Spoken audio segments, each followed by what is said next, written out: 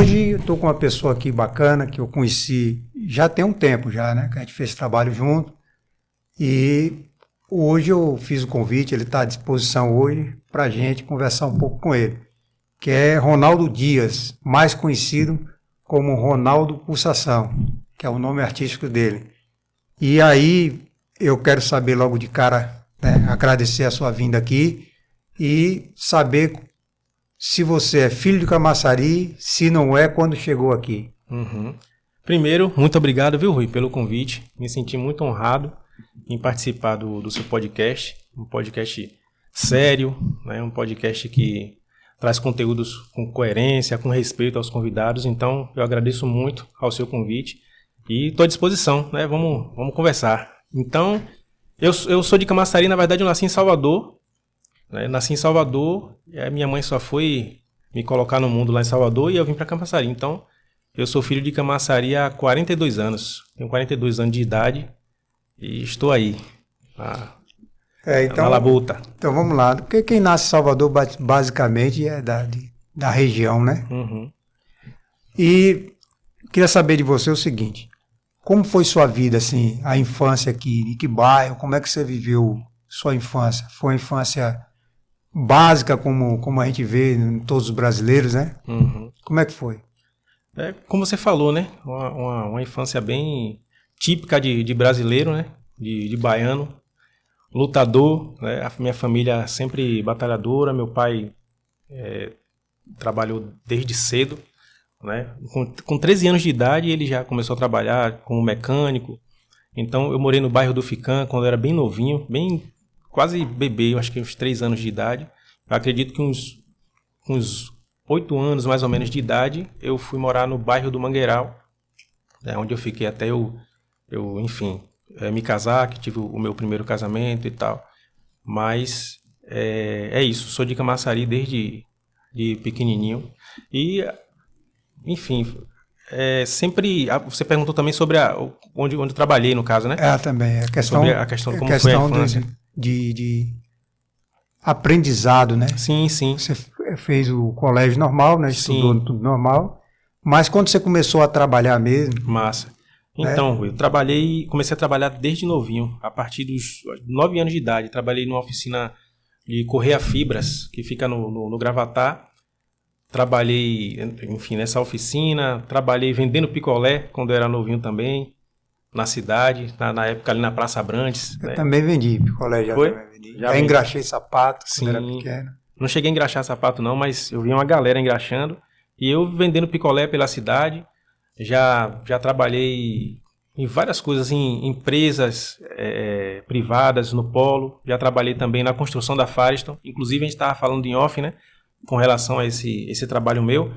Que, fora a música, né? Que é um amor, assim, que eu sempre tive desde pequeno. Que é um trabalho que eu tenho prazer em fazer. Eu trabalhei como zelador na época, na Firestone.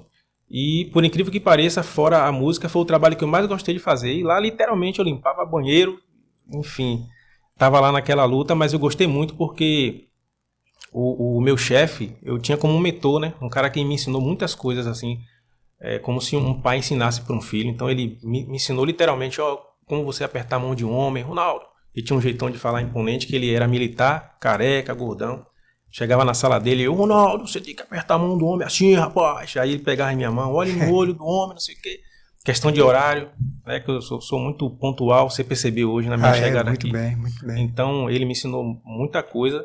Eu trabalhei muita coisa, Rui, muita coisa. Tem coisa aqui que eu, com certeza, estou esquecendo, mas, enfim, desde meus 9 anos de idade que eu trabalho. Sempre foi assim, né? Sempre foi assim.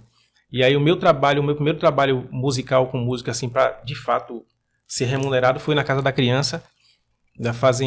Na verdade, passei lá 15 anos na Casa da Criança. E aí eu entrei lá, eu tinha 20 e poucos anos, mais ou menos, não me recordo agora exatamente a minha idade. Mas aí eu comecei a, de fato, receber todo mês o meu salário ali. E aí comecei a guigar, comecei a tocar com as bandas aqui em Camaçari, comecei a trabalhar. Vê, né? Uma observação sobre essa questão que estão se debatendo aí, né? Nas redes sociais, sobre trabalho infantil. Uhum. Né? Veja bem, nossa época primeiro que era diferente, né? Mas vamos lá. A minha opinião sobre essa questão é o trabalho tem que ser um aprendizado para o cara que não tem a idade. Por exemplo, criança tem que brincar, tem que estudar, Claro. isso aí é normal. Mas a criança, quando vira adolescente, pré-adolescente, 13, 14 anos, eu via muita, na minha infância, que eles faziam aquele menor aprendiz, Sim. que eu sou a favor, entendeu? Uhum. Porque a gente tinha, em cima se não existir lei, não existir esse certo controle quanto a esse assunto, a gente acontece de ter aberrações, né? Como ainda tem no Brasil, é só pesquisar, procurar saber, você vai ver que tem crianças sendo tratadas como adulto, vamos dizer assim, excessivamente tratadas como adulto, ou até mais, né? Escravizado. Mas eu sou a favor do trabalho de aprendiz, entendeu? Que foi pra gente, a gente deu sorte que a gente teve um ambiente saudável, né? Não foi, né, lugares assim ruins para a saúde da criança, nem mental também, né? E desenvolvimento, que eu aprendi muito na minha vida. Mas existem distorções e esse debate político às vezes atrapalha um pouco, né? O que é mesmo essa consciência de o menor aprender a ter responsabilidade. A gente não pode deixar um menino ou uma menina de 14 anos sem ter obrigações durante o dia. Mesmo que tenha uma obrigação, que já é válido dentro de casa, colégio. Colégio deveria ser integral, né? Como muitos países aí que são muito mais desenvolvidos cientificamente do que a gente, porque se preocupa com a boa educação das crianças, né? Sim. Mas voltando a esse assunto, voltando a outro assunto, passando para o que a gente estava falando, quando você saiu dessa... Com quantos anos você começou a ver um brilho na música? Quantos Começou anos? a se interessar mesmo pela música. E depois, como você escolheu a bateria, né? Sim, sim. Na verdade, eu acho que a bateria que me escolheu. Eu acho que tem tempo para eu explicar um pouquinho, né? Pode ficar tranquilo. Porque, na verdade, eu não gostava de bateria, mas pelo seguinte, eu tinha um tio, hoje em memória, Josivaldo Dias, inclusive meu avô também era baterista, então meu tio herdou do meu avô e eu herdei do meu tio, né? Esse gosto pela música e pela bateria. Então, teve uma época que eu criança, acho que uns 7, 8 anos de idade, eu ia pra casa da minha avó. E aí eu via um barulho muito alto no fundo da casa, né? Um quartinho que tinha no fundo. E isso eu assistindo com minha avó, e aquilo me irritava, porque Não era meu tio gostava tocando. E aí eu não ia lá ver o que era. O tempo foi passando, os anos foram passando, e aí eu decidi ir lá olhar, meio que irritado. Eu, rapaz, que barulho é esse? E aí eu lá no fundo, quando eu olhei, meu tio tocando. Aquilo me despertou, porque eu pensei que era só barulho por barulho, mas tinha um sentido. Ele estava usando as pernas, os braços. Eu falei, rapaz, tem uma sincronia aí, tem uma sincronização nesse lance aí. E aí eu passei toda vez que ele ia treinar, eu ia lá no fundo e ficava olhando. Nisso aí eu comecei a ir para os ensaios que ele tocava na época no Pagode Futuca, tocou em várias bandas aqui em Camaçari. Enfim, eu lembro tudo isso aí. Né? Isso. E aí começou a me levar para shows também. Ele me levava, pegava na minha mão e levava. E aí passei a ver bateras aqui da nossa cidade tocando como Tozinho, inclusive mandar um grande abraço aí para Tozinho. E aí eu ficava impressionado com aquilo. Rapaz, como é que pode? O cara tá no trio ali tocando, tinha as lavagens do Gravatar ali. Enfim, existia muito isso, né?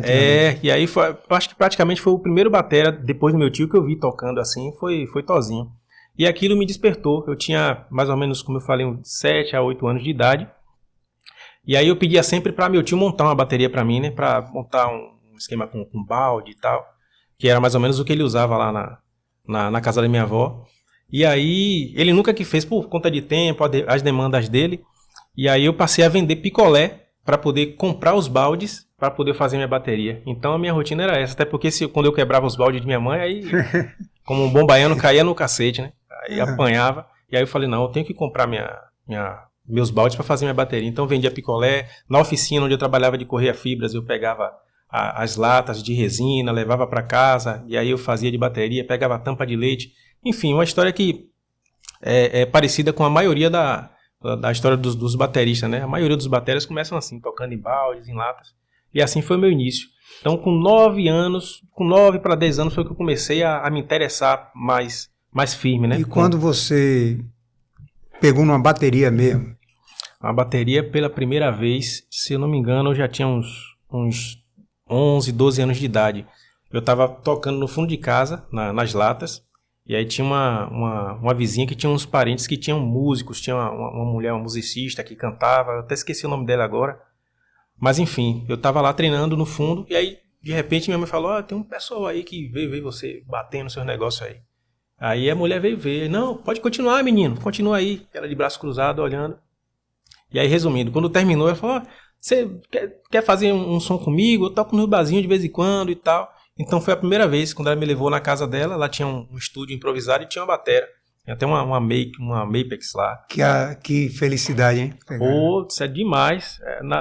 Na época que eu vi aquela batera toda montada, e na época era uma batera grande, né? Com 3 tons, 2 surdos, enfim. Então foi o primeiro contato, de fato, que eu tive com a bateria, assim. Apesar de ir com meu tio e tal, mas ele não deixava muito eu pegar, até por conta dos vizinhos que tinham nos ensaios, o pessoal da banda também, os donos da banda, não deixava, né? Pegar muito. Mas o primeiro contato para dizer assim, eu tô tocando com alguém, foi com essa cantora, que eu acho que era Luciette, o nome dela. E aí foi o meu primeiro contato com a bateria. Eu lembro de a gente ensaiando com a Dá. Sim. Que Bolão que veio aqui tocou também em banda comigo, a gente ensaiava lá em casa e tudo. E a gente ensaiando, você falou, eu lembrei que Danny ia pequenininho, só tinha a cabeça. Só cabeça. E a Dá não queria nunca dar o microfone pra ele, doido pra cantar uma música, e a gente deixava, né? Mas era uma onda, viu? Aí eu lembrei desse fato aí, sim, né? Que a gente, quando é pequeno, não tem acesso. Não tem. Né? Eu, quando era pequeno, eu tenho foto disso. Meus 2 irmãos mais velhos que eu, um até faleceu de Manaus, eles tocando 2 violão. E aí eles saíam para trabalhar, que já era quase adulto já, naquela época, né? Sim. E aí o violão ficava em cima do guarda-roupa. Aí eu dava um jeito de subir e pegar. Aí a mãe é mãe, né? Sempre reclama, mas deixa, né? O filho mais novo, ela dava um jeito, né? E aí eu ficava pim, pom, tentando aprender alguma coisa, tentando, eles conseguem fazer isso que eu não consigo. Que eu comecei a tocar assim, né? Mas os mais velhos nunca querem, né, dar o espaço mesmo pra gente, logo verdade, de cara. Né? E depois eu me vi tocando num clube, por exemplo, antes de um show dos Trapalhões, lá em Foz do Iguaçu, num clube grande, e meu irmão na parte de cima do clube, que não deixava pegar no violão, né? Mas ali admirando eu tava tocando contrabaixo com uma banda de baile e tal, que a gente tocava muito já. Eu tinha 13 anos nessa época, né? O juizado de menor tinha que assinar lá, minha mãe assinar o documento para me tocar na banda. Mas aí sempre foi assim, né? A gente aprende a tocar às vezes um pouquinho melhor do que os irmãos, do que quem começou. Eu acho que é por causa da nossa vontade, né? De aprender, né? É verdade. Não sei se aconteceu isso com você, mas quando você começou mesmo a tocar com ela, já foi nessa banda dessa mulher? Tu foi tocar em barzinho? Já foi com ela. Ela tocava muito aqui em Camaçari, às vezes na orla também. E aí foi meu primeiro contato com banda, digamos assim, era ela, o irmão dela fazia contrabaixo, ela cantava e tocava violão, e eu na bateria. E aí foi onde tudo começou, aí eu comecei a guigar, comecei a tocar com algumas bandas aqui também. E a técnica mesmo da bateria, como você hoje, você é um cara refinado, né? Eu acompanho você há muito tempo, inclusive a gente já fez trabalho junto, e eu vejo que você tem uma técnica bem aprimorada hoje. Porque muitos bateristas que eu toquei junto já e tudo, às vezes até bom, os caras, mas eu via que na técnica do pedal, tudo, eu sempre fui um cara estudioso, pra principalmente prestar atenção nas coisas, e via que o cara não refinou muito. A gente vê baterista aí que ganhou dinheiro até, mas com a técnica que não é adequada, que cria lesões, né? Tem tudo isso que tem que se preocupar. E como é que você teve acesso a essa técnica que você usa hoje, né? Sim, porque na verdade eu nunca estudei bateria assim, literalmente com um professor. Eu sempre fui autodidata. E aí eu era muito curioso, sempre fui, até hoje eu sou muito curioso. E eu aprendi buscando, pesquisando, tinha a internet, eu sou da época das fitas cassete ainda, né? Ah, sei. E aí eu pegava e estudava aquilo, comecei a estudar rudimentos, os exercícios, inclusive preciso melhorar muito ainda, mas enfim, a gente está sempre aprendendo, né? A vida é sempre um aprendizado, mas eu nunca estudei literalmente com um professor, lembrando aqui, eu fiz aula acho que uns 3 meses com o Márcio Kleber, um batera de Salvador, muito bom, inclusive ele tá fora do país, trabalhando, ele toca em navios, né, fazendo cruzeiros e tal, mas assim, para fazer aula mesmo, assim, literalmente, eu fazer faculdade de música nunca fiz, mas eu sempre procurei me aprimorar, sempre procurei me aperfeiçoar, até porque para você desenvolver qualquer tipo de trabalho, você tem que estudar, no mínimo entender como é que funciona o seu instrumento, quais são as técnicas que você vai utilizar, seja lá para o que for, né? Você aqui para gravar, você tem que entender das máquinas, né? Das câmeras que você está manuseando, enfim. Mas eu nunca estudei literalmente música, entendeu? Mas eu sempre fui um cara autodidata muito, muito esforçado, muito curioso. Eu lembro que quando a gente ensaiava nessa banda de baile lá em Foz, no Paraná, o Washington, né, que era o dono, era o guitarrista e o dono da banda. E a gente ensaiava na casa dele, montou um estúdio lá pra gente ensaiar. Ensaiava direto. E aí tinha um monte de técnicas que ele colocou assim, né? Por exemplo, quando eu cheguei aqui que eu tocava contrabaixo, eu disse, pô, Rui não olha nem pro contrabaixo, né? E aí eu aprendi muito aí, né, também. Porque o que ele fazia? Desligava a luz do estúdio e vamos passar o repertório todo. Entendeu? Algumas coisas que ele fazia que virava até diversão entre a gente, né? Se alguém errasse, aí, eita.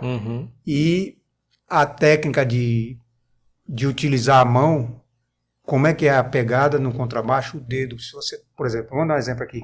Se você pegar o dedo no contrabaixo, você botar o dedo em cima, aqui, aparecendo, só a escala é menor. Se você colocar aqui embaixo, ó. Então, existem uns macetezinhos que a gente já acostumou, e você como baterista, eu sei que você, quando você está assistindo, mesmo na televisão, na internet, ou até ao vivo, você percebe que o cara poderia estar até tocando bem, mas podia estar tocando melhor se ele usasse uma técnica mais adequada, né? Então, por isso que, por exemplo, o estudo não é na faculdade, não estou falando isso. Mas o estudo, como você falou, de buscar o conhecimento dessa forma, senão os grandes escritores, os grandes artistas, os caras de antigamente não estavam aparecendo até hoje, assim, as obras deles, que muitos eram autodidatas, né? Tem matemático que não foi para a faculdade, fez o ensino inicial e ficou estudando em biblioteca, buscando informação e foi aprendendo e virou né, matemático de nome. Tem um monte de caso aí.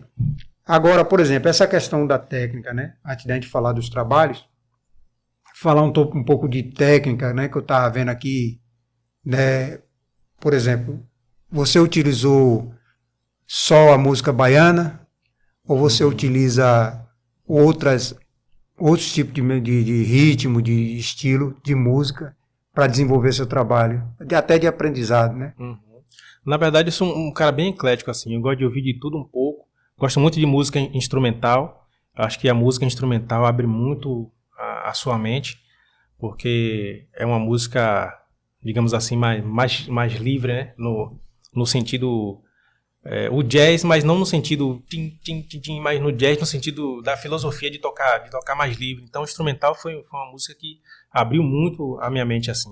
Eu nunca fui de escutar muito axé, para falar a verdade, né? Apesar de hoje estar tocando na banda de axé. O estilo do blues e o jazz geralmente tem muito essa característica do cara de improviso e tudo. Isso. Né?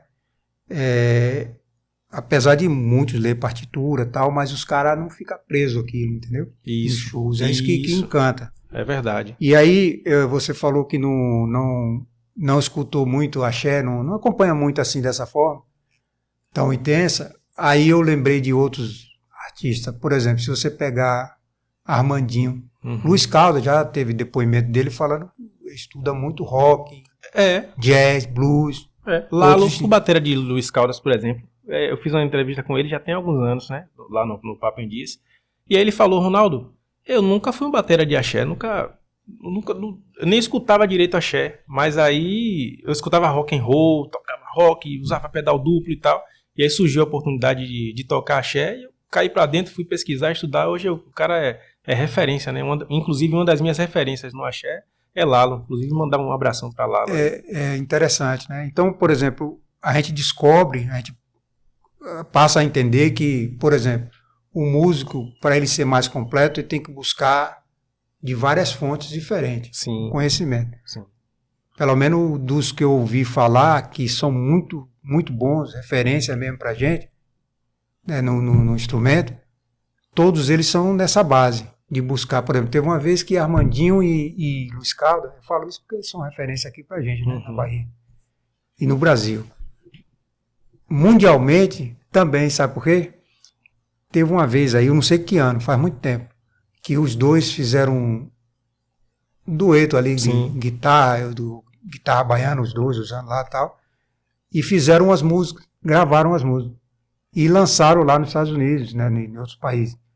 E ficou numa rádio que só tocava jazz, eles ficaram mais de uma semana em primeiro. Entendeu? Mole. Aí você fala, pô, bicho, mas eles tocaram jazz? Não, eles tinham um estilo diferente, né? O estilo certeza. Nosso aqui e tal, ele colocou, e o pessoal reconheceu o talento e a qualidade do trabalho deles, entendeu? A gente tem muita gente boa no Brasil que são mais conhecidos lá fora do que aqui. Aí tem muita gente boa aí, viu? Sim. Na área de música. Aqui a gente tem um monopólio, né? Aí tem um esquema que a gente vai uma outra hora falar sobre isso, que é aquele negócio de gravadoras. Hoje você tem muito na internet esse controle de quem vai ficar lá em cima no topo, tocando mais. Tudo gera através de dinheiro, de influência, tem um monte de coisa aí. Né? Mas o que eu estou dizendo, essa questão de você usar outros estilos já é comum, né? Nos grandes nomes da música, a gente sabe. Agora, por exemplo, tem assim as técnicas básicas da bateria, né? Que eu estou vendo. Grip, né? Tem aquele negócio de grip. Tem o grip, tem o traditional grip, tem o power grip. Isso. Então, e vários outros, claro, né?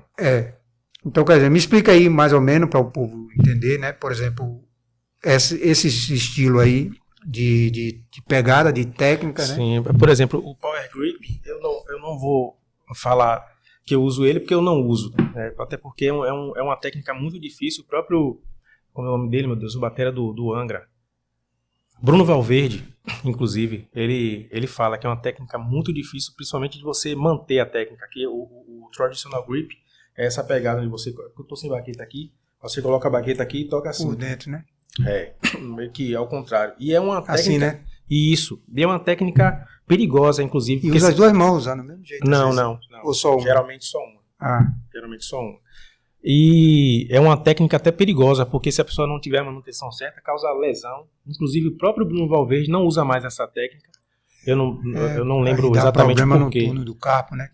Isso. E aí o negócio fica feio. Já teve casos de bateristas ter que parar de tocar por lesão, né? Usando essa técnica. Isso. E eu costumo usar o Power Grip, que é essa pegada aqui. O American Grip, que é uma pegada que não é nem tão reta e nem muito para baixo assim. É uma pegada mais, enfim, dessa forma aqui. E aí vem os rudimentos, os paradidos, os flans, enfim, toda aquela gama de exercícios que existem, né, de rudimentos, para você estar estudando, estar aprimorando a sua técnica. E aí vem as influências dos bateras também, vários brasileiros, né, o próprio Douglas das Casas, o próprio Bruno Valverde, Kiko Freitas. Você falou aí dos rudimentos, vários. Às vezes as pessoas não entendem, né, que é os tipos de exercício, né? Uhum. Aí, por exemplo, quando você está em casa, sua preparação diária, tem alguma técnica, algum exercício que você faz para, assim, durante o dia a dia? Como eu não tenho bateria em casa, eu não tenho como montar, na verdade, né? Porque, enfim, senão eu vou preso, os vizinhos lá. Mas eu estudo no pad. Pad, para quem não sabe, pad é uma borrachinha, né, que a gente usa para estudar os rudimentos. Então, eu faço a manutenção da técnica nesse pad. Eu coloco o metrônomo no celular mesmo ali, coloco o metrônomo e estudo os rudimentos. Isso que eu basicamente é como eu estudo em casa. Perguntar também. Treinar com metrônomo é essencial? É fundamental. Um batera que não sabe tocar com metrônomo, ele não vai para lugar nenhum, porque a maioria das bandas hoje, se não todas, né, a maioria, não todas, né, mas a maioria das bandas trabalha com metrônomo, tem um lance do VS, então o cara tem que, é obrigação do baterista saber tocar com metrônomo, não tem jeito. No caso, ajuda a manter o groove, né? Tocar em banda, manter uma coisa que eu reclamava antigamente. Você trabalha inclusive a sua dinâmica, porque com o metrônomo você, a depender do exercício, vamos supor um paradido, por exemplo, está praticando um paradido, você pode trabalhar as dinâmicas, né? A dinâmica mais forte, mais baixa, mais média, mas mantendo o timing. Então o metrônomo é essencial. Quando eu tocava em Micareta, em Salvador, Carnaval, Pré-Caju, eu toquei já. Aí uma coisa que me chateava, mas eu levava numa boa, né? Ninguém nem percebia. Você tá tocando na banda, o cara... Muitos começavam num ritmo, até se empolgava e o ritmo era... Ou seja, a velocidade e vinha muito do baterista, né? E aí eu reclamava, às vezes, né? Numa boa, tal, rapaz, segura isso aí, vamos ver e tal. Por quê? Porque eu estava acostumado também com o estúdio, né? Sim, sim. E aí você vê, até quando você está ouvindo alguém tocando ao vivo tudo, você vê que às vezes o cara tá... Percebe aí, por exemplo, se tem uma evolução do acorde ou no teclado que for, às vezes tem uma complexidade naquele acorde. E é no ritmo certo que ele foi feito. Sim. Aí o cara avança muito, e aí fica meio embolado. Sim. E aí a qualidade do grupo em si, da música toda, fica comprometida. É lógico que a gente já, macaco velho, a gente sempre dá um jeito, né, mas fica comprometido, né? Então por isso que eu acho que o metrônomo na cabeça de um músico, eu acho que... E acontece isso de você correr um pouquinho ou atrasar um pouquinho, porque somos seres humanos, né? Tem aquela questão da emoção do momento. E outra, foi igual você lá agora tocando ali na Timbalada, por exemplo, um exemplo ali vamos dizer assim, adrenalina total, né? Total. Os caras chegam com sem 100%, falar, né? Sem então, falar a pressão sonora que é também lá, né? Então, por exemplo, a Timbalada, ela tem a filosofia de não usar metrônomo, né? As músicas de Buja, por exemplo, uma grande parte, acho que a maioria, utiliza o metrônomo. Enfim, foi um acerto que ele fez, inclusive Nino Bessa que está fazendo essa parte mais de direcionar essa parte de Buja, né, do cantor. Então tem as músicas com metrônomo, mas as músicas de Dene não tem metrônomo. A maioria das músicas da Timbalada não tem metrônomo. A gente percebe que tem uma dinâmica adequada, entendeu? Ela não foge do que foi gravado. Às vezes eu via Ninha cantando no trio, e aí eu percebia, mas também era muito tempo, percebi que o ritmo tinha alterado muito, sabe? Do que eles tinham gravado original. Sim. Mas às vezes também é necessário. E que não atrapalha a dinâmica dos acordes, das evoluções que ocorrem na música normalmente, entendeu? Agora, por exemplo, com relação o pedal, o bumbo, né? Você utiliza aquela posição da ponta do pé ou o pé plantado na... o heel up, que é pra cima. Isso. Eu utilizo o heel up, que é com o calcanhar pra cima. Eu gosto mais assim. Aí tem as técnicas de slide, né? Aliás, a técnica de slide, que aí o batera escolhe se vai, no caso, fazer o slide ou pro lado, ou pro outro, ou pra frente. Geralmente, eu uso normal, pra frente, mas aí quando de repente tem que fazer alguma coisa um pouco mais rápida, aí eu uso o slide pro lado, que é basicamente o heel up, né? Com o pé pra cima. E aí quando eu tocava uma coisa mais rápida, uma técnica mais rápida, aí eu faço o slide pro lado. E aí existem alguns exercícios para se estudar, tanto fortalecer, né, a musculatura da perna, sobretudo a tíbia, né, que força demais. Eu uso muito, gosto de estudar a tersina, que é um exercício bem legal de se praticar, tanto para você ganhar velocidade como resistência também. Né? Com relação o cuidado com o físico, né? É lógico que tem o cuidado mental também. Você tem que estar bem preparado sempre, antes, durante, né? E depois de um show, de um trabalho, né? Se você estiver tocando preocupado com boleto, com muita coisa, não é a mesma coisa. A pegada não é a mesma, a inspiração não é a mesma. Você tem que estar inspirado toda vez. E aí você faz o que? Tirando a bateria, o que você faz para manter o corpo, se preocupar com a saúde física, né, e mental? Tá, eu pratico caminhada, né? Eu tô protelando pra caramba pra fazer academia, que é uma coisa que tá no meu projeto para começar ainda esse ano. Não comecei porque eu admito que eu tô protelando, mas eu pratico caminhada, faço exercícios em casa, agachamento, inclusive hoje antes de vir pra cá eu fiz agachamento, faço a plancha, né, no chão também. Isso. E tem me ajudado bastante, inclusive até tô começando a ficar mais tempo. Né? Quando chegava em 50 segundos, eu tremia todo, mas agora eu consigo fazer 2 minutos. Enfim, mas academia ainda não comecei, pretendo começar. Isso é fundamental. Né? Eu que sou da área também, na área de educação física. Eu lembro da época que você... Como malhar, tinha academia e tudo. Sim. Então, por exemplo, essa questão de técnica, para não ficar muito preso a isso, eu queria lembrar aqui ao público, né, que a gente estava conversando sobre curso, e eu estava falando para você, né, que se você pensasse em fazer um curso, né, vocês têm essa ideia também, de montar curso para... Porque o pessoal que está assistindo a gente, ele pode estar pensando, deve estar pensando o seguinte: pô, rapaz, eu gosto de bateria, bate até numa lata e tal, ou até já é baterista, mas é iniciante, ou não tem muita técnica, e talvez ele esteja interessado em entender mais o seu trabalho, entendeu? Aí eu estava até dando essa dica no off, né, conversando sobre isso, e você tem que começar a pensar nisso, né? É verdade. Algumas pessoas já falaram comigo também, tanto no Instagram, como colegas também, colegas de trabalho, colegas que também não são da área da música, mas já comentou sobre isso. É um projeto que eu tenho, ainda não tirei do papel, mas eu penso sim em fazer um curso online, enfim, aquilo que eu puder, né, ajudar através dos cursos, eu pretendo colocar isso em alguma plataforma e ensinar. Dos bateristas que você viu, né, desde quando você começou nas latas, lá no tambor, até hoje, para você, quem foi o melhor? Porque a gente sempre tem um cara que é a nível mundial, eu tô falando. Entendeu? Quem você vê assim como um cara que é excepcional mesmo? Você conseguir...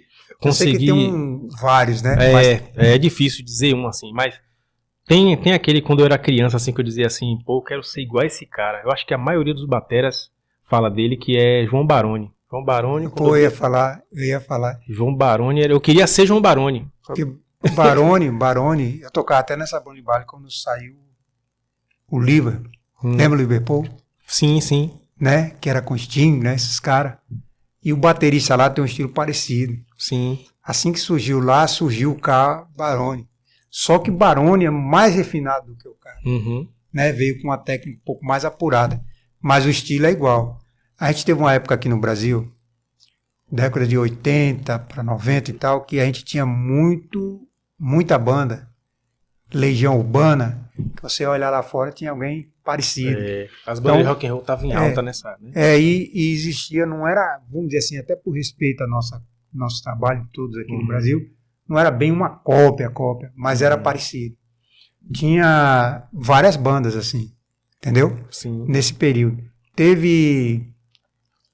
Aí teve o Paralama de Sucesso, né? Sim. Que foi os caras também muito bons, trabalho excepcional. E a gente tocava muito as músicas deles também, as músicas que eles faziam. Foi lamentável, né, o acidente que aconteceu, mas continuou tocando, né? Sim. Mas o baterista... João Baroni, incrível. Até hoje o cara inspira muita gente, inclusive aqueles Priester, que que foi batera do Angra também.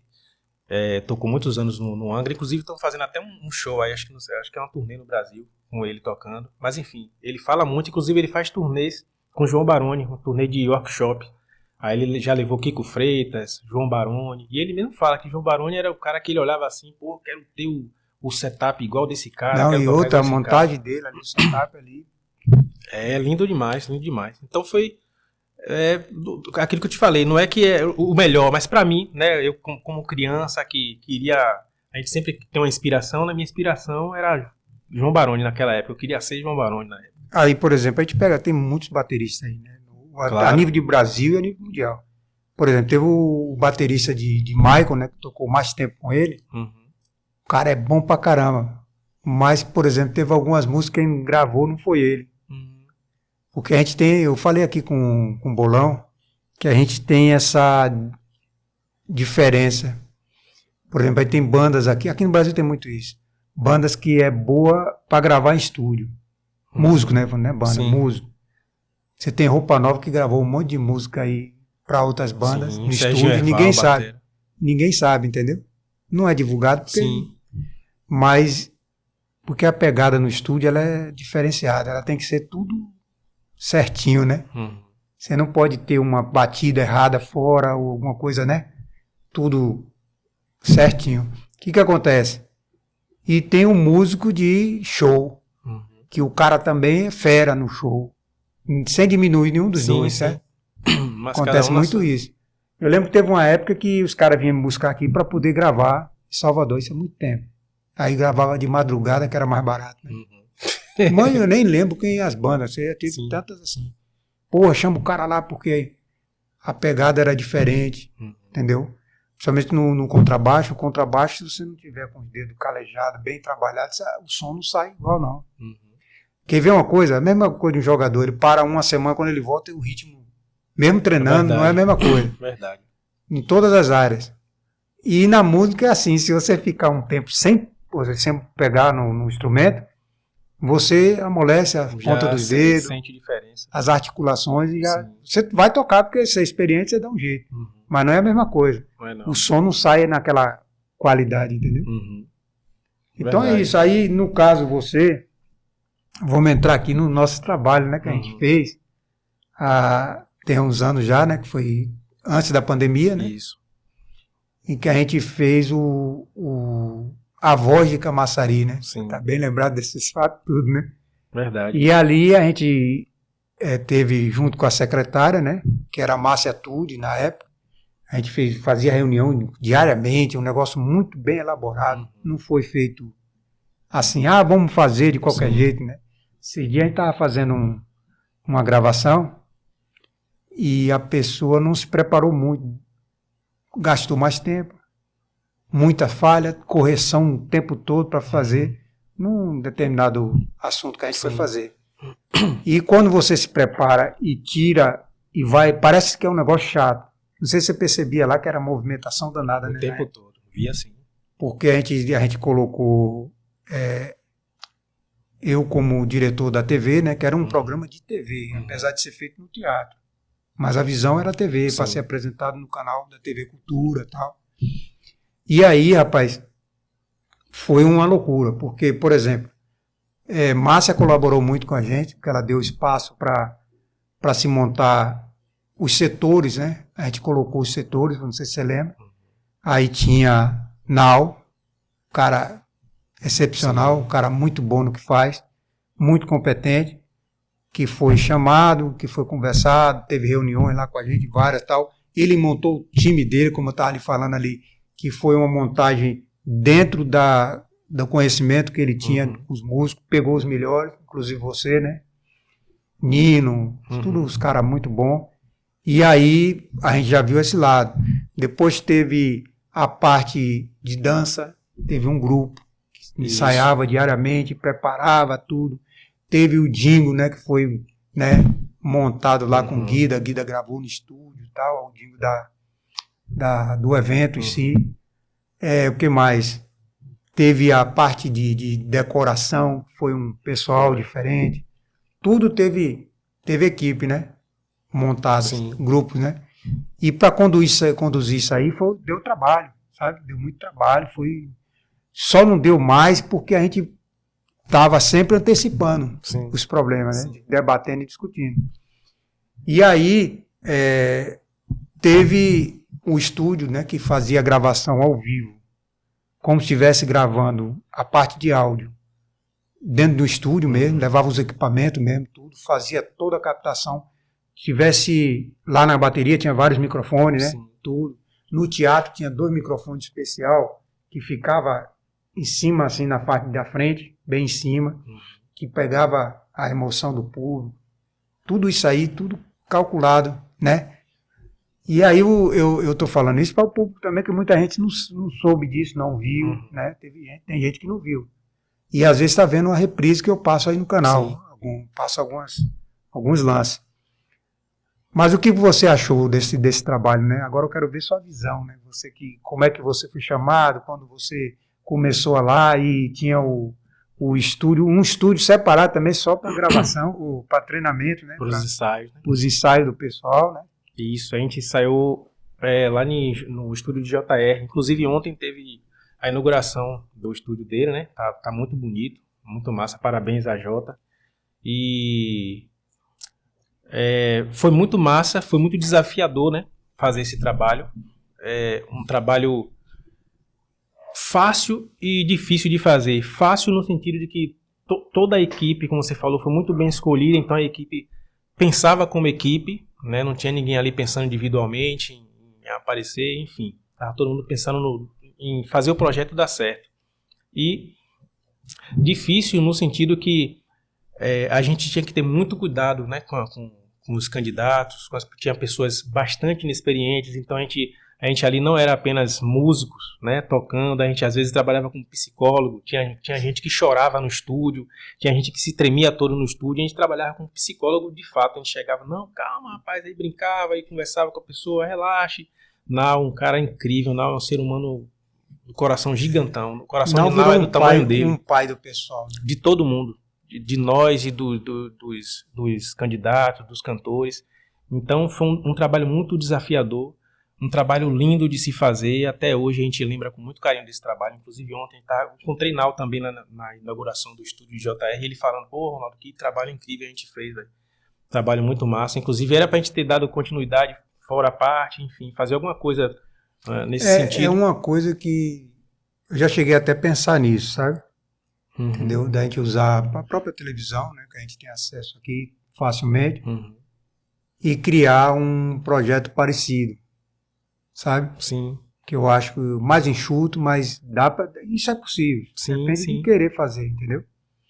Mas aí se chegar ao ponto de fazer isso, teria que ser com a equipe, ou talvez a mesma, porque seria muito mais fácil, né? Todo mundo já sabe, sim. não precisava nem ninguém falar nada, Já um olhar para o outro dinâmica, ali, todo mundo já sabia o que estava acontecendo. Eu tenho que agradecer aqui também, porque teve a observação e o trabalho de Márcia. Teve um cara aqui que eu não esqueço, além de Nau e outras pessoas que trabalharam, Evandro Portual, que é um cara que ele foi colocado na equipe como um diretor, né, que resolvia tudo. O cara, até hoje ele é um cara muito bem aceito, por exemplo, ele trabalha lá em Salvador, na Central do Carnaval, há mais de 20 anos. Que massa. Muito competente, sabe?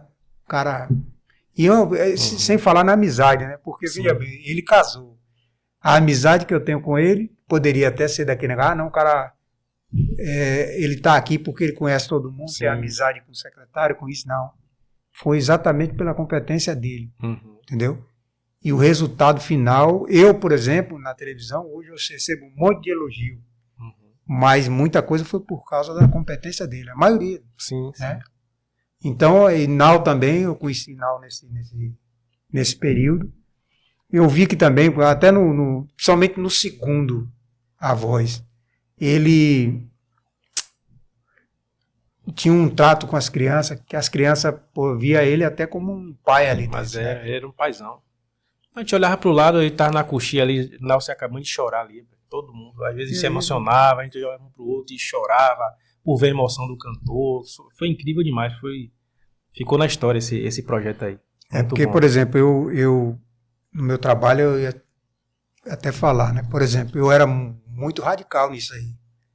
Por exemplo, aquela fumacinha que soltava. Eu brigava ali no fundo por trás das cortinas, por ali por dentro, ficava com rádio, ficava com microfone que falava com as pessoas. Ali, porque não podia sair muito. E o cara operador que era muito bom ele também, de luz, você pode prestar atenção, todo show que tem luz e tal, os caras querem soltar aquela fumacinha, porque aquilo ali, por exemplo, aqui a gente tem os refletores. Se a gente tivesse ela soltando aqui, aí fica os feixes assim de luz, né, na cor e tal, fica mais bonito realmente. Para quem está na plateia assistindo, fica bonito.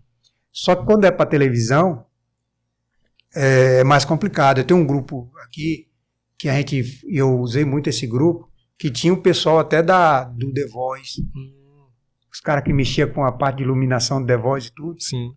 E eu colocava os problemas que a gente estava enfrentando aqui. Né? No começo, a gente preparando Sim. tudo. E aí eu ouvia muita orientação dos caras. Pô, também. que massa, tinha esse feedback dele lá. Que lá ele tinha um sistema de ventilação que a gente não tinha aqui.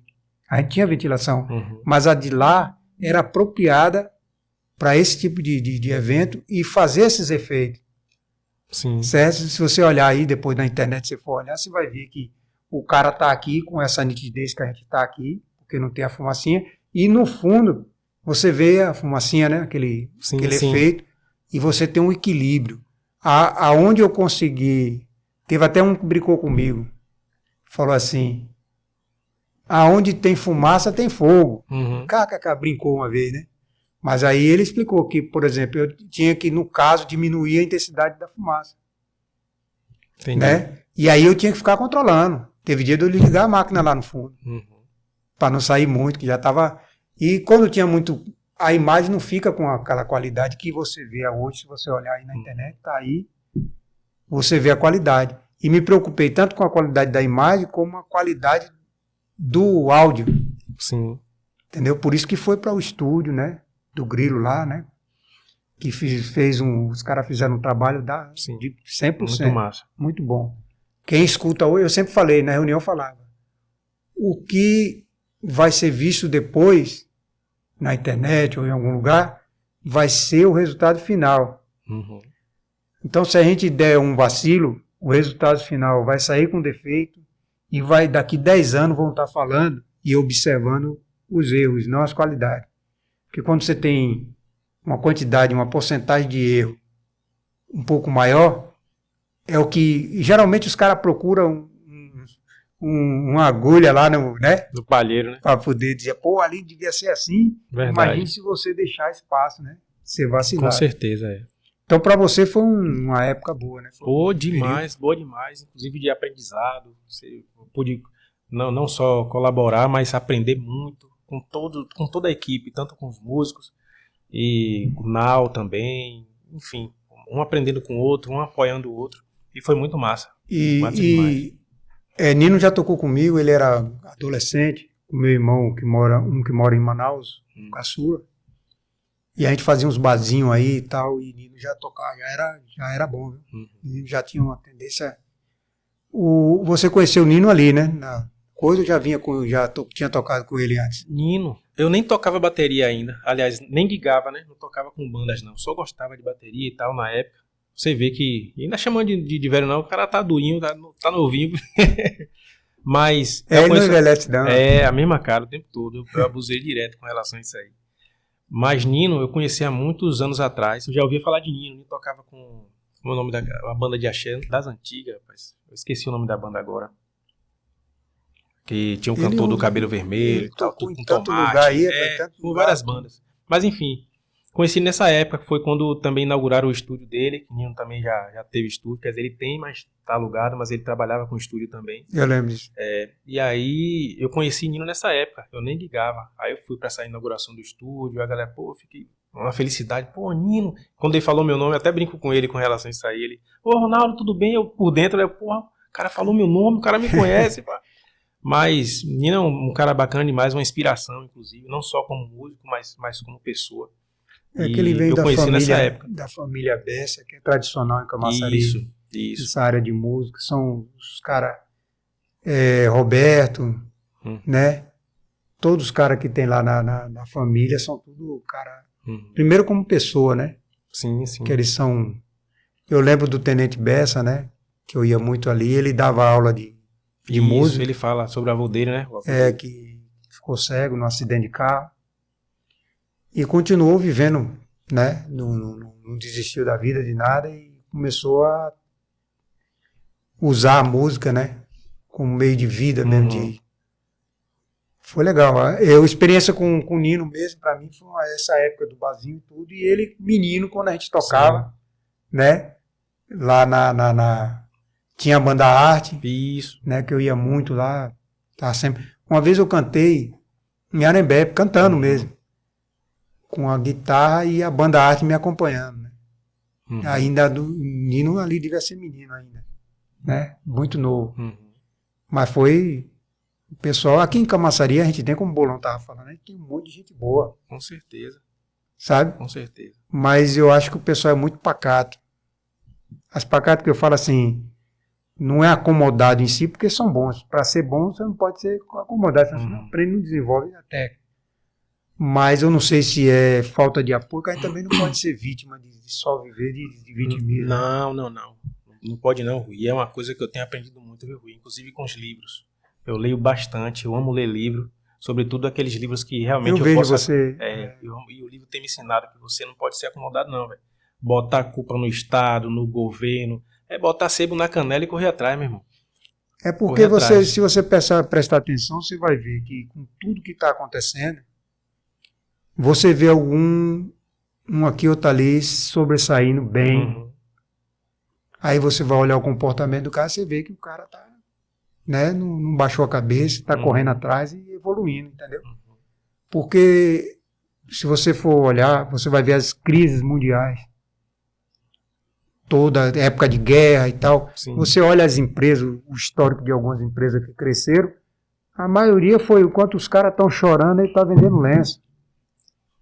Entendeu? Teve revolução aí industrial que foi em período de né, escassez, né, em países aí, os caras cresceram. Entendeu? Então, é mais difícil hoje a sociedade do jeito que a gente vive, que ela está muito presa a isso. Tudo é culpa do outro. Né? É verdade. Tudo é culpa do outro.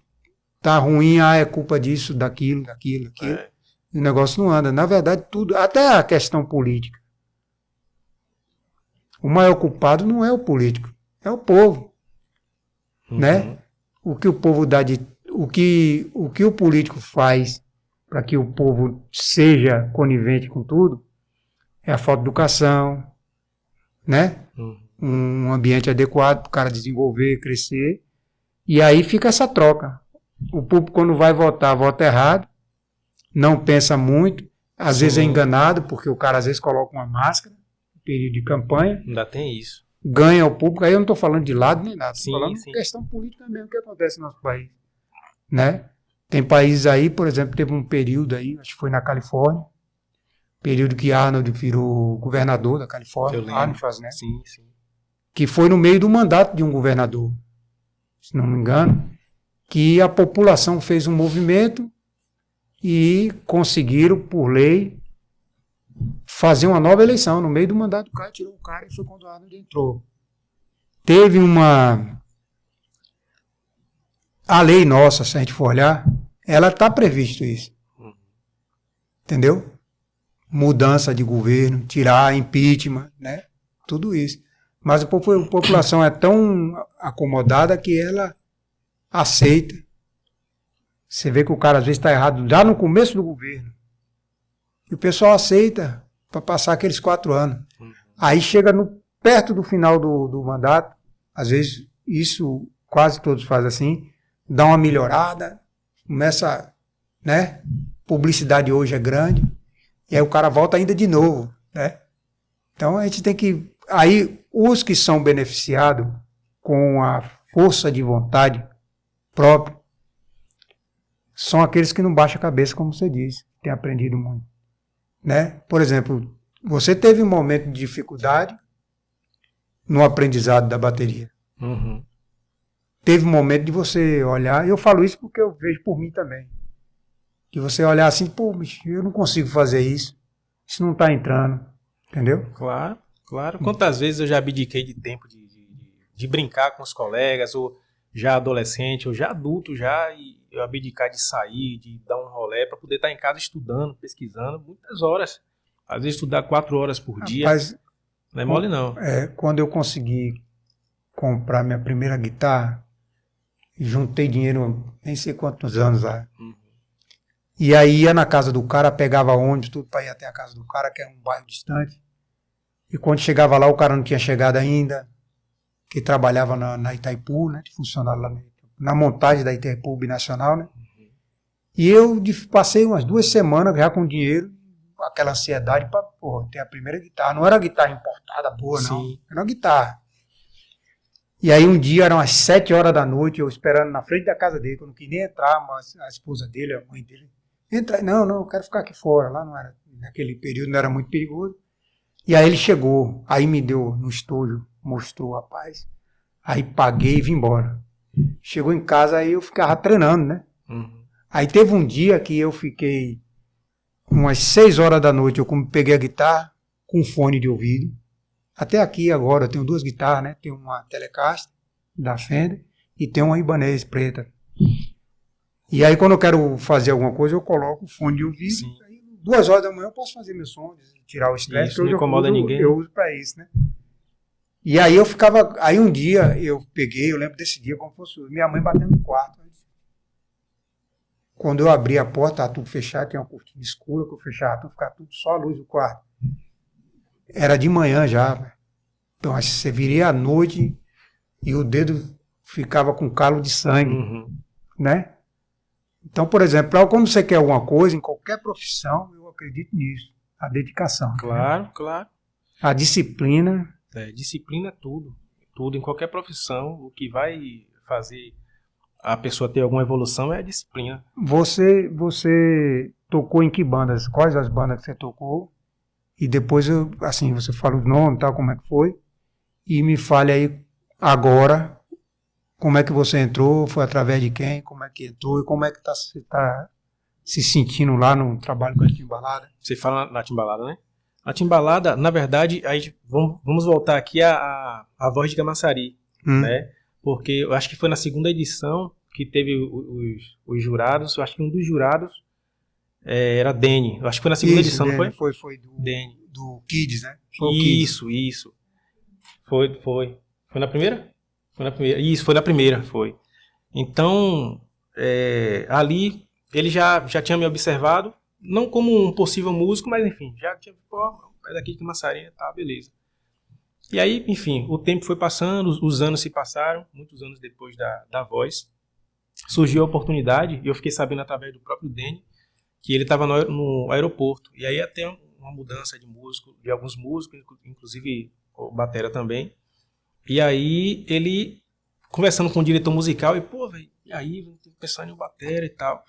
Aí ele disse que lembrou de mim, aí ele chamou o Nino também estava no aeroporto. Nino, chega aí. Aí o Nino disse que encostou ele. Ô, rapaz, como é o nome daquele batera lá que fez a Voz de Camaçari, pô? O Rasta, falou Ronaldo, e pô, e aí Ronaldo não cola, não? Será que não faz o trabalho? Aí Nino, enfim. Aí Nino falou sobre mim, e aí o diretor musical entrou em contato comigo, Nogueira, diretor Nogueira, mandar um abraço para ele aqui. E aí ele entrou em contato comigo e foram várias conversas, e aí eu passei um período, acho que mais ou menos um mês, tendo ensaios, só eu e o diretor, ele me passando toda a filosofia da banda, né? Não só musical, mas, enfim, toda a convivência da banda, toda a história da banda, né? E aí eu entrei de fato na banda e comecei a tocar. É uma responsabilidade muito grande, né? Muito grande, porque é uma banda de mais de 30 anos, né?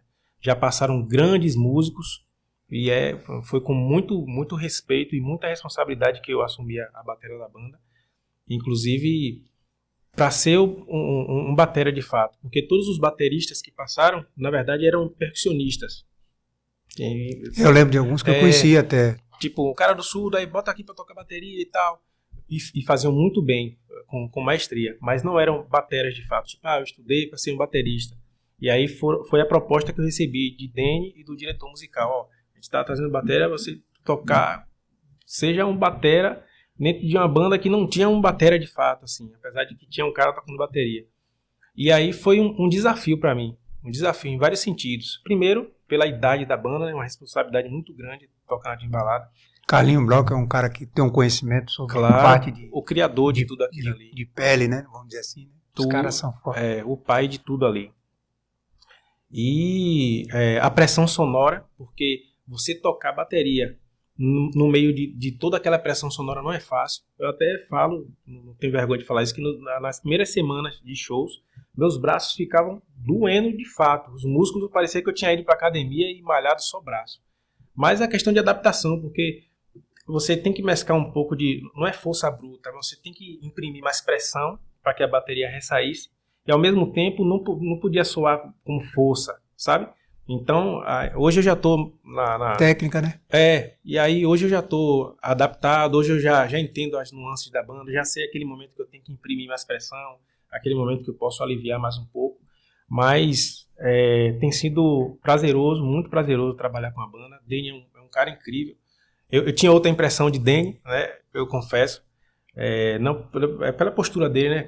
Aquele cara da postura imponente, aí eu achava que ele seria um cara mais exigente, e né, com relação ao trabalho, mas não é um cara chato, um cara muito bacana. Tem até um lance que aconteceu no primeiro show que eu fiz, que me marcou muito. Eu achei muito humilde da parte de Danny, eu já falei isso pra ele já. No primeiro show, primeirão, tipo no trio, eu esqueci o nome da cidade, mas foi no interior.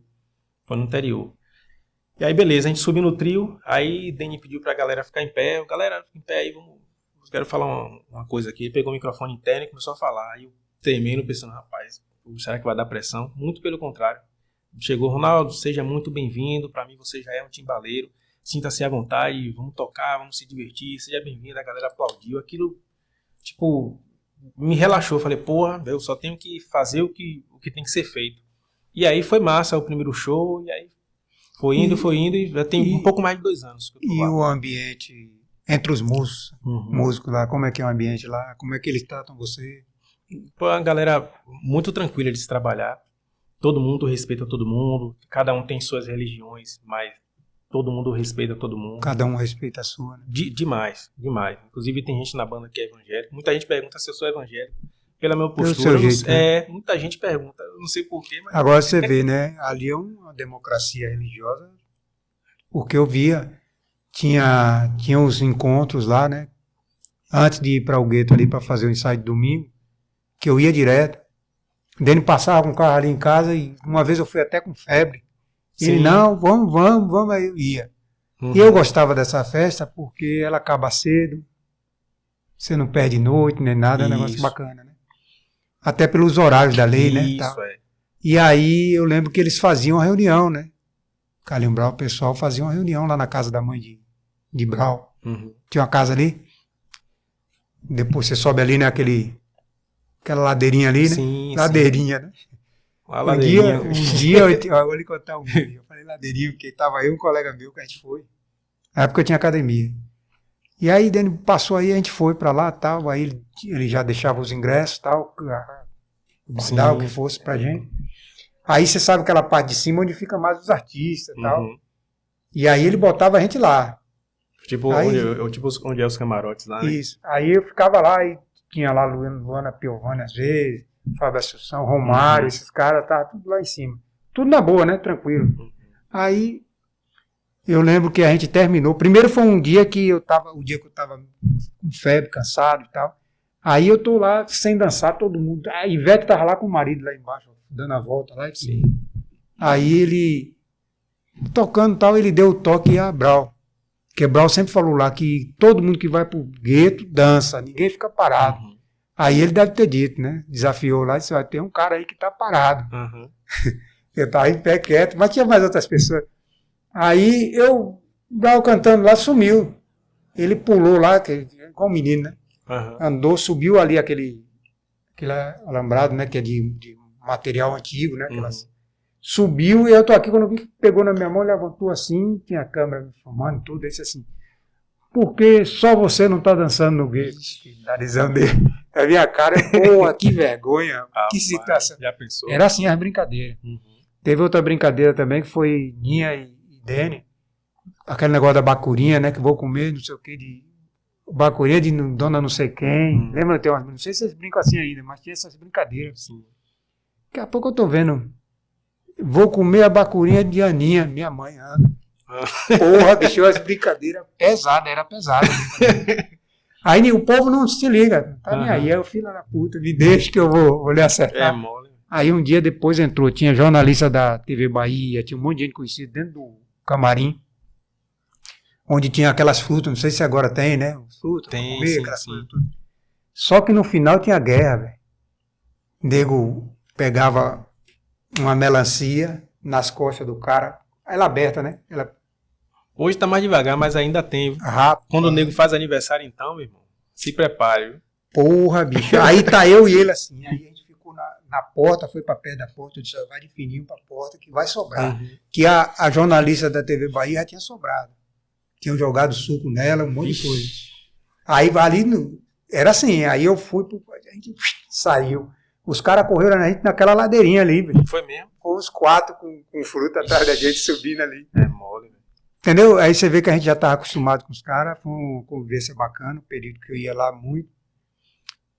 Afastou por causa de trabalho, não tive mais tempo e tal. Mas você falando aí, eu lembrei desses episódios, né? Né? Que Dene foi Mas muito até meu hoje tem as amigo. resenhas lá, até hoje tem as resenhas. E esse lado de Dene, eu já conhecia. Aquele ali é só estilo, aquele negócio dele.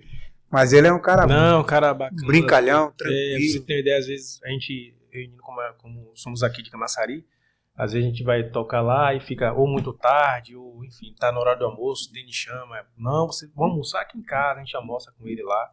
É um cara muito bacana, muito gente boa. Então é isso. Olha, veja bem, eu quero que você indique um livro, pelo menos você não trouxe aí, mas indique um livro daquela sua biblioteca, né? Sua ideia de leitura, para o cara que está começando, vamos dizer assim, na bateria, na música em si, que o livro não seja, né, Você fala um livro musical ou um não, livro? Que não é isso que eu ia falar. Tá. Não seja musical, seja um livro que dê uma direção à pessoa, né? Até como otimismo, né? Sim. Pô, tem vários. Mas deixa eu ver aqui. Um deles seria Desvendando os Segredos da Linguagem Corporal, que eu acho massa, que é um livro que fala, enfim, sobre isso mesmo, a linguagem corporal da pessoa. Isso é legal para o músico também, porque o cara vai ser convidado para tocar numa banda. Aí o cara vai chegar lá, não, o nome é fulano de tal, não sei o que. Muito retraído. Muito retraído. A postura, né? Não só a postura do corpo em si, mas o jeito de falar, fala sobre a tonalidade. Conjunto. É um conjunto. Enfim, o segredo da linguagem corporal. Poxa, tem vários.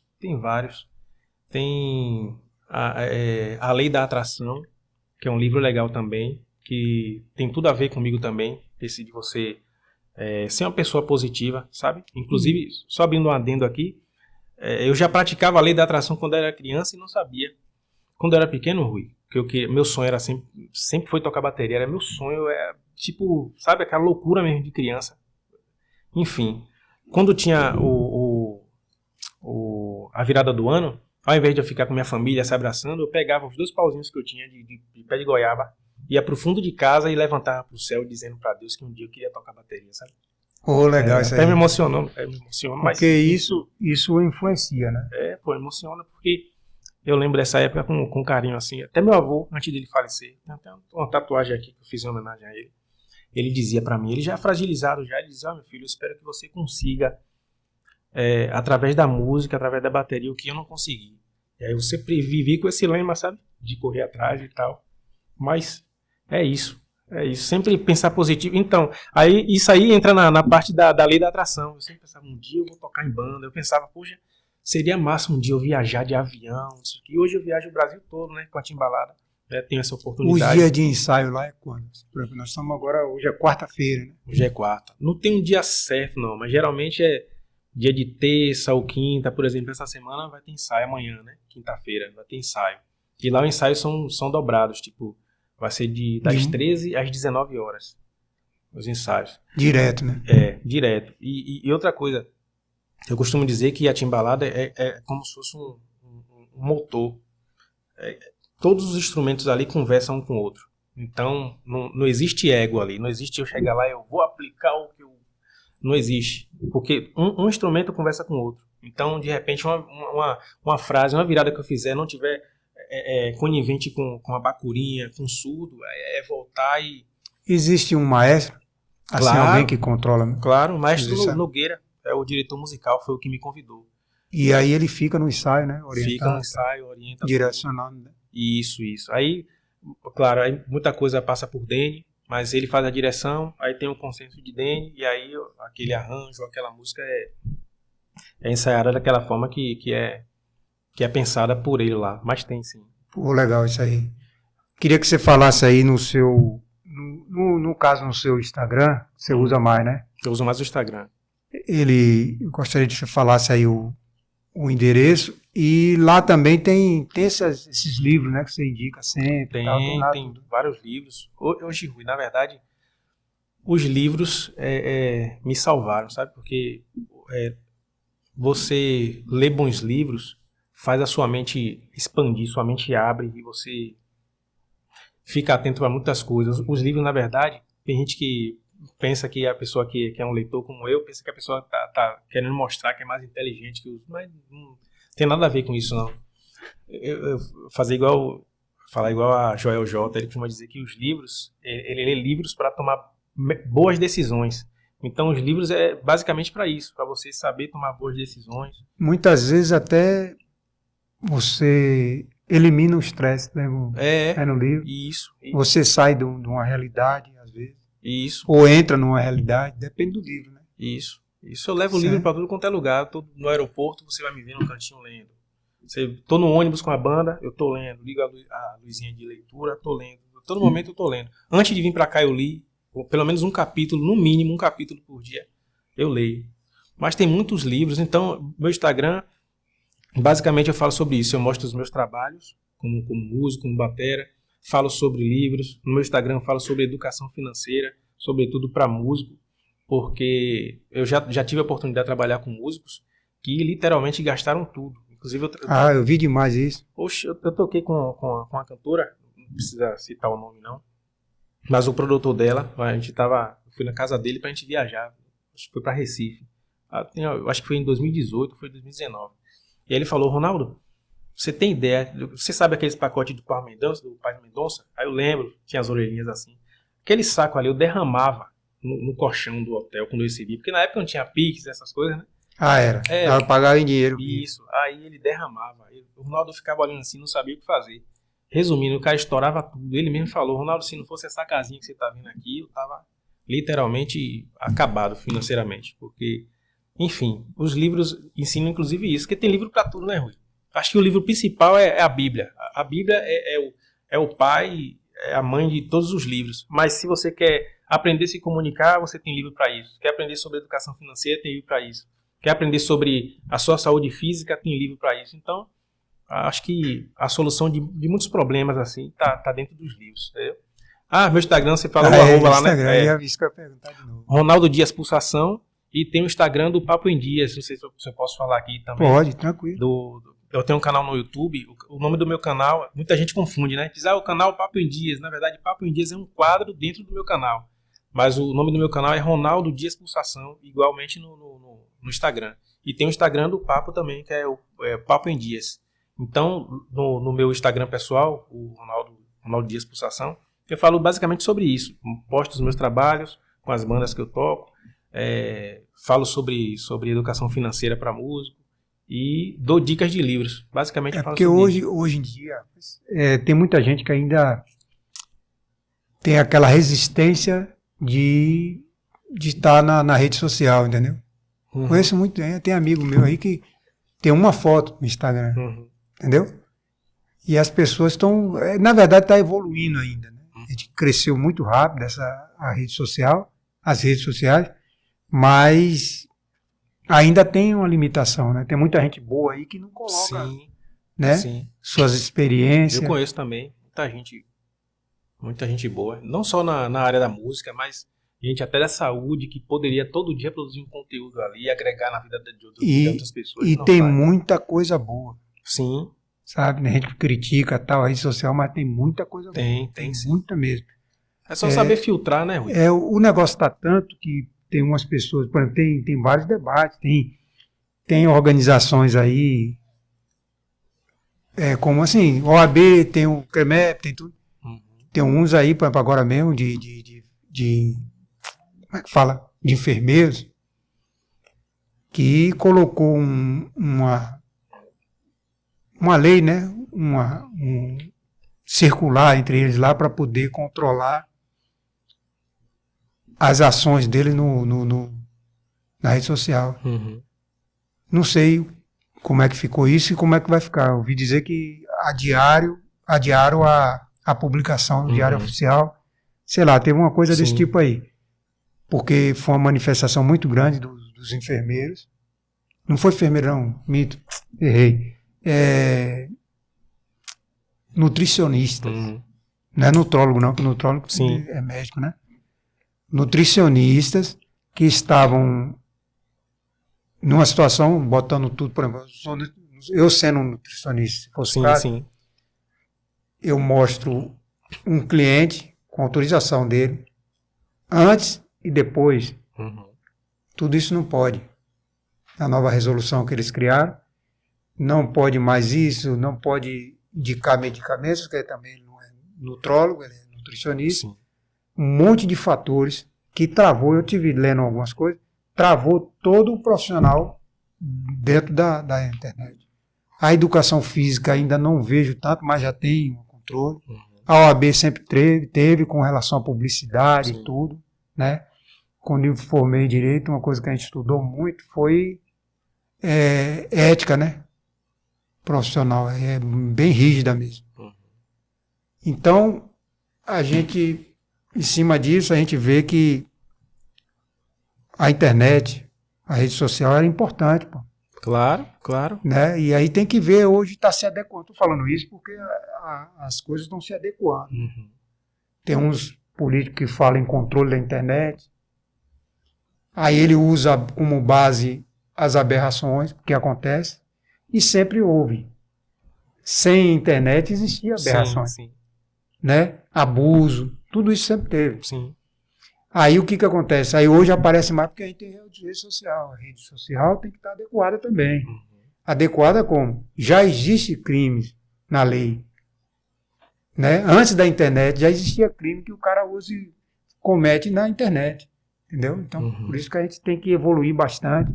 As pessoas precisam perder o medo de ir para a internet para mostrar um trabalho. O cara que é escritor, o cara que é Claro. músico, o cara que faz soldador, o que for. Eu vejo, tem uns canais aí que a gente vê do cara dando aula e ganhando dinheiro Uhum. de solda, de música. É Né? porque sabe o que acontece muito, Rui? Eu tiro por mim, há algum tempo atrás, alguns anos atrás, a gente tem muito medo do julgamento, sabe? E é isso que a gente tem que... Hoje eu tô enfim, Não, que eu eu não tô nem aí, velho. O que eu falo aqui, eu sou muito equilibrado, né? Respeito todos os lados de Sim. opinião e tudo. Quando eu falo alguma coisa, até de política, mas eu tô pouco me lixando, se o nego me cancelar. Mas é isso. Não tem nada disso É isso. comigo, E não. geralmente, Rui, quem critica não tá fazendo nada. Porque as pessoas que são grandes, no mínimo vai chegar pra você para lhe dar uma crítica construtiva, chamar no seu privado, experimente fazer isso aqui, fulano, por que você não bota a luz mais pra cá? Mas quem fala merda é porque não tá fazendo nada, entendeu? Eu tava na igreja aí no Dia das Mães, que a gente tem um pastor que tem um programa aqui, aí me convidou eu e minha esposa pra gente ir lá, a gente foi. E tava lá, tá aí umas 2 pessoas, tem um senhor de cabelo branco. Eu lhe conheço, eu tava olhando ali, ele falou assim, e vi que eu lhe conhecia de algum lugar, Aí, tá vendo? né? Mas agora, eu conversando com não sei quem lá, ele falou o nome, ele me falou que você é da TV, né? Que faz um programa e tal. E aí é que eu lembrei e fiz a relação do seu programa. Aí falou as coisas do programa, eu vi que realmente ele assiste. Aí disse, pô, eu gosto das coisas que você fala lá e tal. Pô, eu fiquei feliz com aquilo, Você é doido, né? não tem preço não. Agora teve um outro lance que a gente tava fazendo a caminhada aí ali nos 46, andando ali e tal. Eu e minha esposa, às vezes sai da academia, anda, anda só e tal. Rapaz, aí um cara meio maluco, não sei se estava bêbado, mas falando com os policiais que estavam lá, os policiais até rindo. Todo maluco o cara. Uhum. Aí eu dei uma volta, daqui a pouco ali, da parte de cima, assim, daquela parte, tem umas barraquinhas, uns negócios bem arrumadinhos ali. Ele parou assim, eu vi você é o cara da TV. Já chegou apontando, né? Eu digo, pô, ainda brinquei com ela, pelo menos tem um maluco que tá assistindo. Né? Então é isso, Ronaldo, foi um prazer você aqui, você é o cara que eu admiro você, né, desde o dia que eu o conheci. Obrigado, meu irmão, obrigado. E você sabe que eu procuro somar na minha vida as pessoas que eu vejo a importância, né? Infelizmente tem umas pessoas que não somam. Mas ninguém sabe porque eu não falo e não digo nada, né? Sim. Mas eu me aproximo sempre das pessoas que que traz relevância. A gente sempre tem que buscar amigos e companhia que somam, né? Que traz um brilho para a sua vida e você automaticamente também traz um brilho para aquela pessoa. Sim. Então eu vejo você como uma pessoa nesse sentido, né? Muito obrigado. Entendeu? Então a gente vai terminar aqui convidando você para vir outra vez aqui para a gente bater um papo. Claro, com Já certeza. falar do seu curso. Sim, Certo? sim. Ou até uma parceria. Você já sabe que aqui eu posso falar ao vivo, que aqui você tem a porta aberta, né? Muito obrigado. Viu? Muito obrigado. Então, um abraço. Tchau para vocês. Valeu. Muito obrigado também.